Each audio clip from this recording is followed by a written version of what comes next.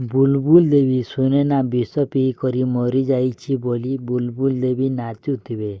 ସୁନେନା ବୁଲବୁଲ ଦେଇଥିବା ବିଷ ଗିଲାସ ପାଣି ଗିଲାସ ମିଶେଇକରି ଗିଲାସରେ ବଦଳାଇ ଦେବ। ପାଣି ଗିଲାସକୁ ପିଇବ। ସୁନେନା ତାହାପରେ ଆକ୍ସନ କରିବ ଓ ଖଟରେ ବାନ୍ଧିକରି ଖଟରେ ଶୋଇଦେବ। ତାହାପରେ ସୁନେନା ଖଟରୁ ଉଠିଯିବେ। ଏହା ଦେଖିକରି ବୁଲବୁଲ ଦେବୀ ଆଶ୍ଚର୍ଯ୍ୟ ହୋଇଯିବେ।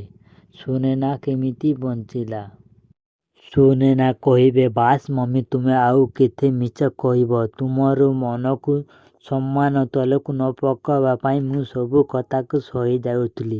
ଏବେ ଆଉ ସହି ପାରିବି ନାହିଁ ମମି। ମୁଁ ଜାଣିଛି ମମି, ଆପଣ ମୋତେ ପସନ୍ଦ କରନ୍ତି ନାହିଁ। ଘରର ବୋହୂ ବୋଲି ବି ମାନନ୍ତି ନାହିଁ। ମୁଁ ଯଦି ବିବେକ ବାବୁଙ୍କ ପାଖରେ ଥାଏ, ତାହେଲେ ତୁମର ଆଖି ନାଲି ହୋଇଯାଏ। ମୁଁ ସବୁ ଜାଣିଛି। ବିବେକ ବାବୁଙ୍କର ଖୁସି ଏବଂ ଘରଙ୍କ ଖୁସି ପାଇଁ ଚୁପ୍ ରହିଥିଲି। ତୁମର ମନକୁ ପରିବର୍ତ୍ତନ କରିବା ପାଇଁ ସବୁ କରିଥିଲି।